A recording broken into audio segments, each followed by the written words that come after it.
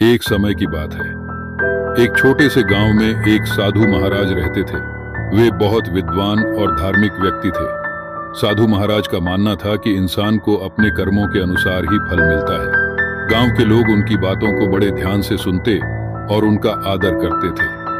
गांव के पास ही एक जंगल था।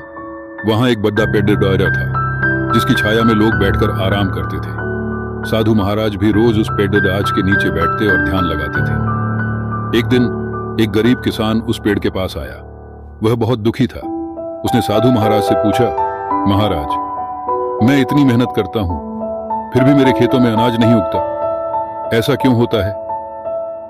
साधु महाराज ने मुस्कुराते हुए उत्तर दिया, बेटा, कर्मों का फल हमेशा समय पर मिलता है। कभी कभी हमें धैर्य रखना पड़ता है। यदि तुम अच्छे कर्म करोगे तो उसका फल भी अच्छा ही मिलेगा। किसान ने साधु महाराज की बात समझी और अपने खेत में मेहनत करने लगा। कुछ समय बाद उसके खेत में बहुत अच्छा अनाज हुआ। किसान बहुत खुश हुआ और साधु महाराज को धन्यवाद देने आया। उसने कहा, महाराज, आपने सही कहा था।